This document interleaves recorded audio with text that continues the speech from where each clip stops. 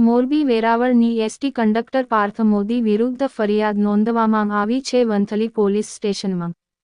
ST conductor Parth Modi ST Morbi Veraval બસમાં conductor તરીકે હોય અને મુસાફરોને ડુપ્લિકેટ ટિકિટો આપતા હોવાનું સામે આવ્યું।